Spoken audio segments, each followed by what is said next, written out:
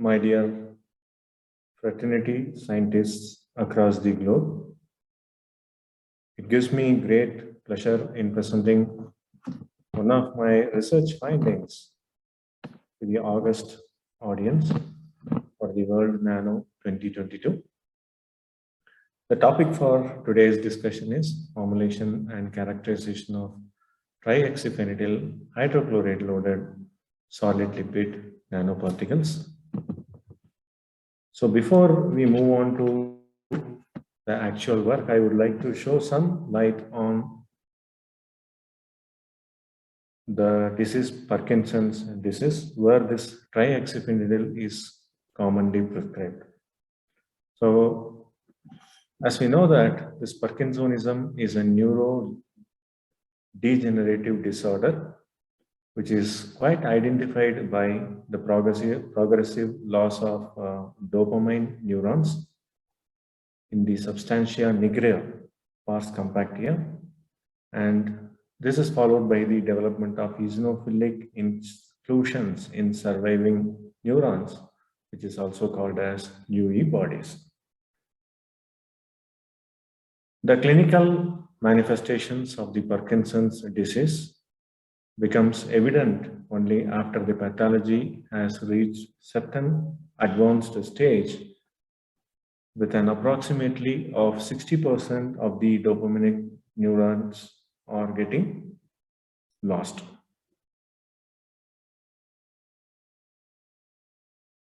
So the current status is more than 10 million people worldwide are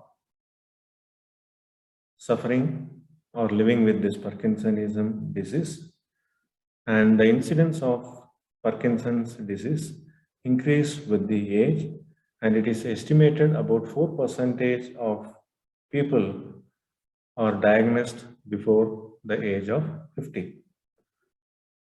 It is interesting to note that men are 1.5 times more likely to have Parkinson's disease than women. The common symptoms which are used to identify the PD, that is Parkinson's disease, are tremors in hands, arms, legs, and as well as jaws and head, and stiffening of limbs and trunk, slowness in the movement, and this is followed by impaired balance, and there is loss of coordination, and sometimes tend to fall also. So these are all the main drawbacks with the Parkinson's disease. The drug which is used for the Parkinson's disease is trihexyphendiyl. The normal dose of the drug is 6 to 10 mg per day, and the maintenance dose is 5 mg per day, and it can go up to 15 mg per day. So this necessitates for the formulation of a sustained release dosage form, which can circumnavigate the problems which are associated with the conventional therapy. So in the present study, we have developed a solid lipid nanoparticles containing the trihexyphendiyl so as to overcome the drawbacks associated with the conventional treatment or therapy. So our main aim is to formulate and characterize the trihexyphendiyl hydrochloride solid lipid nanoparticles. Why we have done this formulation? To enhance the therapeutic efficacy and prevention of the encapsulated drug from the undesirable intestinal environment, which is nothing but intestinal degradation, and that results in the multiple dosing of the drug. So our intention is to reduce the frequency of the drug and also minimizing the side effects which is commonly faced in the conventional dosage form by formulating a solid lipid nanoparticles of trihexyphendiyl. So this is the plan of work which we have carried out during the course of study. We have done a complete thorough literature survey for the possible development of the formulation. Then pre-formulation studies have been carried out, in which we have done the solubility studies and the preparation of the calibration curve for the drug and compatibility studies between the drug and excipients carried out by differential scanning calorimetry and as well as Fourier transform infrared spectroscopy.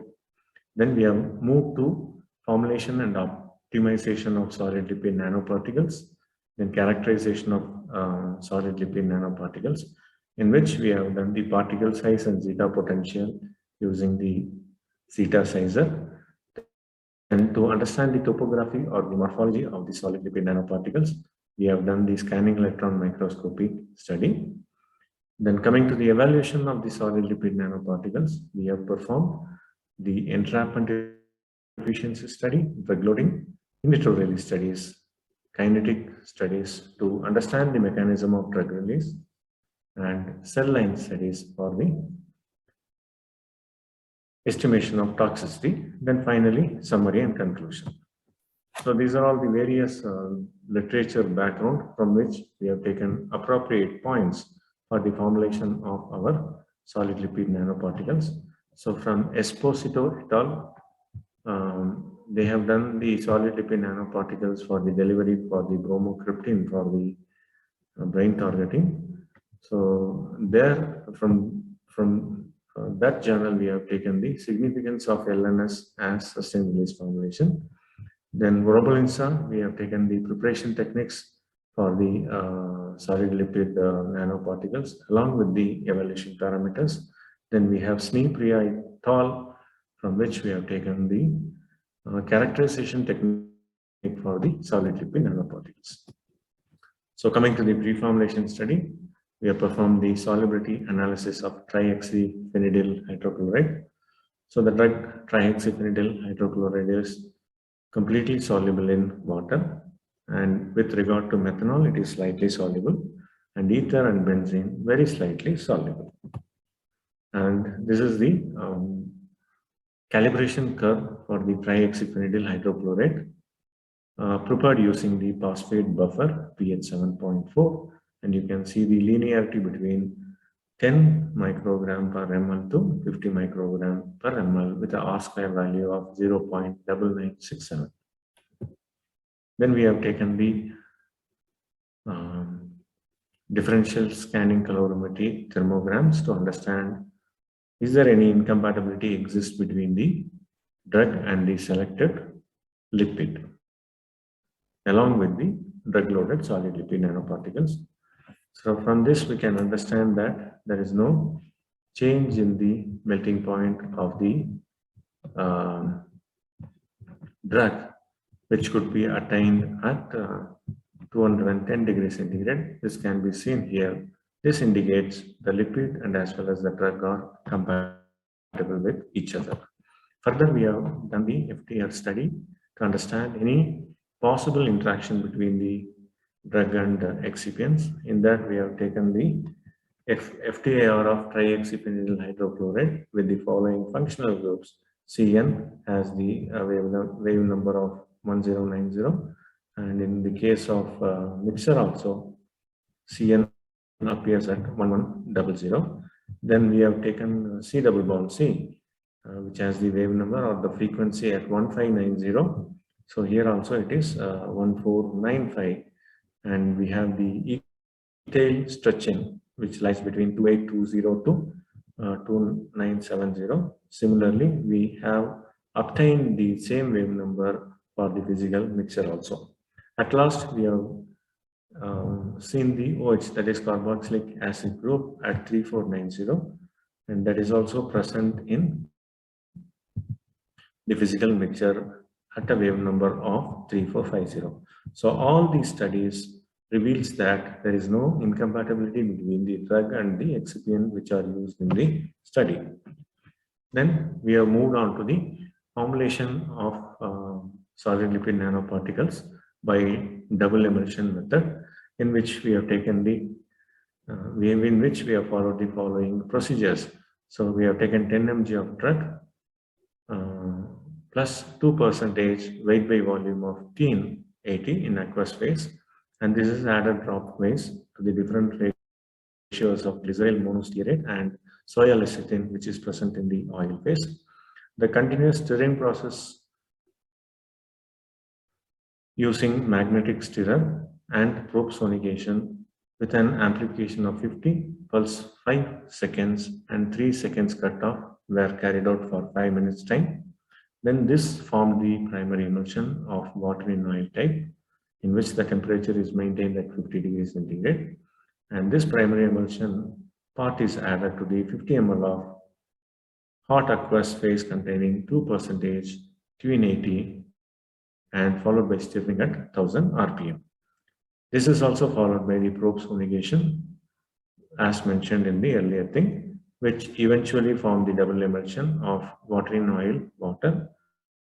Then this is added to 50 ml of cold water, which is maintained at 2 to 4 degrees centigrade, and this formed the solidification of nanoparticle. So this is the optimization of formulation, in which we have carried out 7 batches, keeping the drug as constant, keeping the drug concentration as constant, and variation concentration of the GMS and soy lecithin and as well as tween 80. And this is the particle size and zeta potential report, in which we got the particle size of 359 nanometers with the zeta potential value of minus 5.95. And we have performed the scanning electron microscopy studies to understand the topography or morphology of the prepared nanoparticles, solid lipid nanoparticles. And this is the characterization of the solid lipid nanoparticles, in which we have estimated the drug content, drug loading percentage, and as well as the entrapment efficiency. So we got the highest entrapment efficiency with the formulation F7. And this is the in vitro drug release study of all the formulation. So here also we got F7 batch, which could able to release a drug to 73.34% at the end of 24 hours. And this is the various in vitro dissolution curve for the formulation and as well as the pure drug. So based on the release and as well as the entrapment efficiency, we have taken batch 7 as the optimized batch. Then those in vitro readings are plotted into different kinetic models to understand the mechanism of drug release. So the best fit model here was Higuchi, where it reveals that the drug follows the diffusion process, and the best order of reaction is first order kinetics, and the mechanism of drug release is Fickian diffusion.